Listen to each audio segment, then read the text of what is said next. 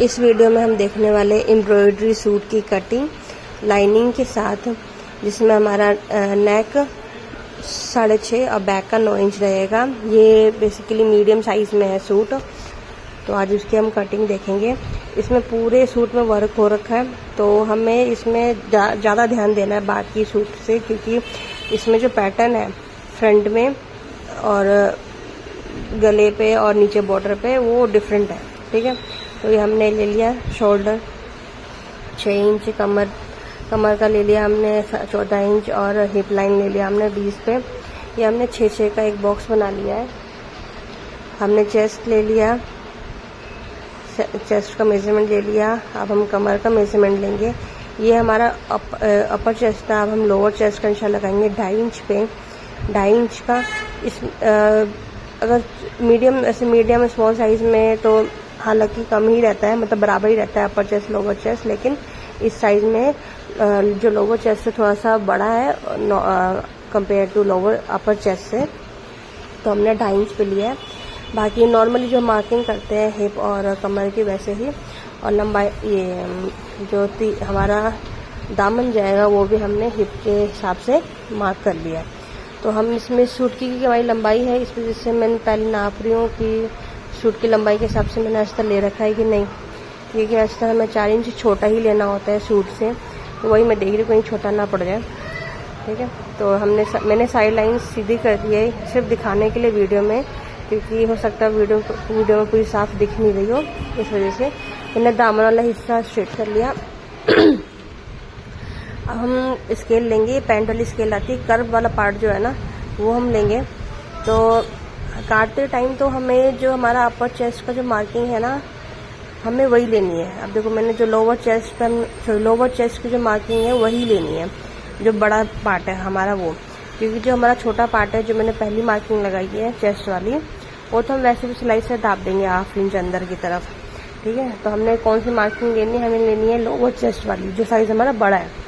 तो ये हमने फ्रंट और बैक के लिए हमने ये गोलाई लगा दी 1 इंच पे और 1.5 इंच पे।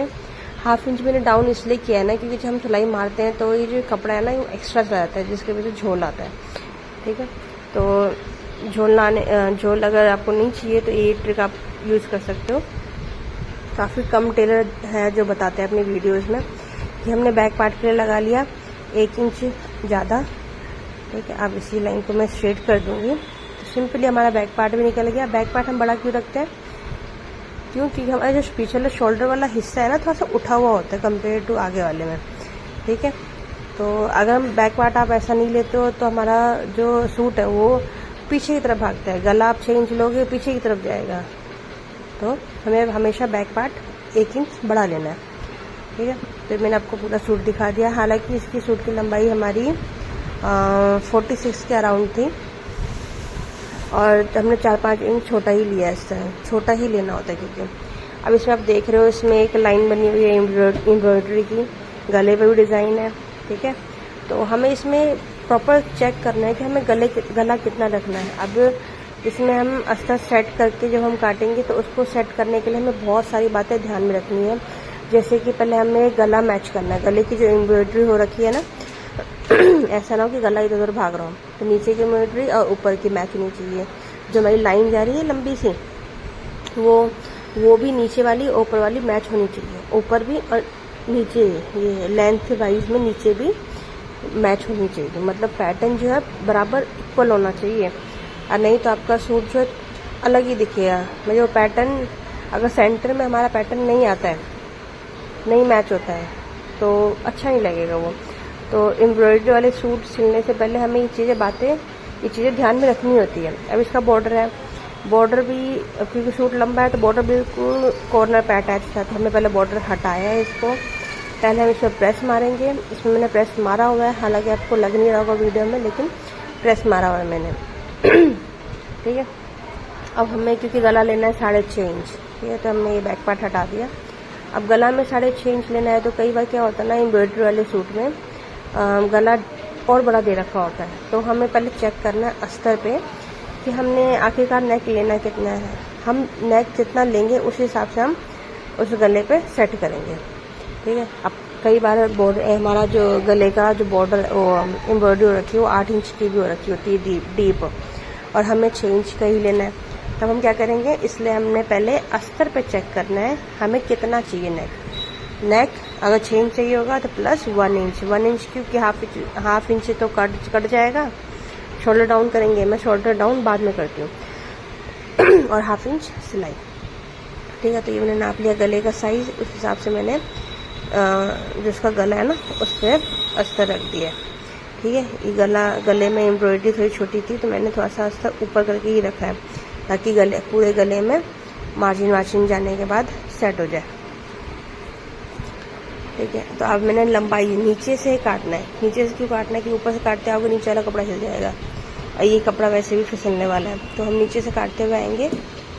मैंने निशान लगा रखा था नीचे, मैंने बॉर्डर इसमें से भी डिटैच कर रखा है। अब ये मैंने काट दिया।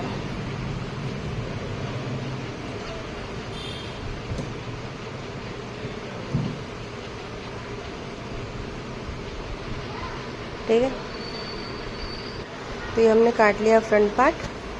अब हम देखेंगे इसकी प्रॉपर लंबाई कितनी आ रही है, क्योंकि हम इस बैक पार्ट में उतना कपड़ा है भी कि नहीं, इसलिए हम इसकी वाली लंबाई देखेंगे। इसकी मैं लंबाई देख ले रही हूँ, उसके हिसाब से मैं बैक पार्ट का लंबाई देखूँगी, क्योंकि नीचे जो है बॉर्डर जहाँ पे था वहाँ पे काफ़ी ज़्यादा कपड़ा बिना एम्ब्रॉयडरी के एक्स्ट्रा है। तो अगर लंबाई इक्वल आ जाती है तब तो ठीक ही है, मैं बॉर्डर लगा दूँगी, या नहीं तो काट के हटा दूँगी इसको। ठीक है, तो अब हम करेंगे बैक पार्ट की तैयारी। तो अस्तर मैंने काट रखा है, ये अब हमारा इसी में हमारा बाजू भी निकलेगा और इसी में हमारा बैक पार्ट निकलेगा। ठीक है, मैंने इस पर भी प्रेस मार रखा है, आपको दिख नहीं रहा होगा क्योंकि इसमें मैंने स्टीम वाला प्रेस नहीं मारा हुआ है। फिलहाल मेरे पास ड्राई आयरन था तो मैंने उसी से किया हुआ। ठीक है, तो हमें ये बात ध्यान में रखनी है कि कपड़ा हमें कभी भी मार्जिन से एक्स्ट्रा नहीं लेना है। मैंने यहाँ पे हाफ इंची थोड़ा सा एक्स्ट्रा चला गया मेरा, लेकिन आपने एक्स्ट्रा नहीं लेना है क्योंकि वेस्टेज है वो फिर। ठीक है, मेरे पास तो कपड़ा वैसे ज़्यादा था ये, लेकिन फिर भी मैंने ज़्यादा ले लिया, 1 इंच मैंने एक्स्ट्रा ले लिया। ये मैंने बैक पार्ट काट हटा दिया। अब जो हमारा बाकी कपड़ा बचा उसको मैंने 4 बार फोल्ड किया। 4 बार फोल्ड करने के बाद जो हमारा फोल्डेड साइड है वो हमें ध्यान में रखना है। ध्यान में रखते हुए पहले हमने इसकी लेंथ देखनी है। अब मेरे कस्टमर को लेंथ चाहिए थी बड़ी, तो मैंने ये लिया है 16 इंच का। लंबाई इसमें मैं दिखा नहीं पाई, दिख नहीं रही प्रॉपर वीडियो में, तो ये मैंने 16 इंच की बाजू ली है। तो मैंने लंबाई ले ली ऊपर से लेके नीचे तक। ठीक है, अब हम एक स्ट्रेट लाइन खींचने के बाद एक स्ट्रेट लाइन खींचेंगे पहले हम। मैंने देख लिया नीचे कपड़ा कहीं ज़्यादा जा तो नहीं रहा मतलब अंदर का जो बीच में हिस्सा कपड़ा था ना वो थोड़ा सा डाउन की तरफ कटा हुआ था, तो मैंने हाफ इंच और नीचे ले लिया। तो ये निशान लगा लिया। हमारा कितना आ रहा है, ये मेरा ये चेस्ट पार्ट था हमारा 10 इंच का, 9.5 था, वैसे मैंने 10 इंच ले लिया। ठीक है, कि फिसलता भी नहीं कपड़ा ये, इस वजह से। और मैंने आर्म होल ले लिया हमने, ये नीचे जो आर्म होल का निशान लगाया मैंने ऊपर से 3 इंच और 3-3.5 इंच भी ले सकते हो आप, कुछ नहीं जाएगा इसमें। और आर्म होल फोल्डेड साइड से आर्म होल ऊपर से 2 इंच। इस बाजू में हम डिज़ाइन डालने वाले, तो मैं आपको नेक्स्ट वीडियो में बताऊंगी कि इस बाजू में मैंने डिज़ाइन कैसे डाला है, इसकी स्टिचिंग वगैरह सब कुछ मैं आपको नेक्स्ट वीडियो में बताने वाली हूँ। इस वीडियो में मैंने बस कटिंग बताई है। ओके, तो आपको अगर मेरी स्टिचिंग वीडियो देखनी है तो आप मेरे चैनल पर जाके देख सकते हैं। इसकी प्रॉपर सारी स्टिचिंग वीडियो, गला वाला सब दिखेगा। बाय।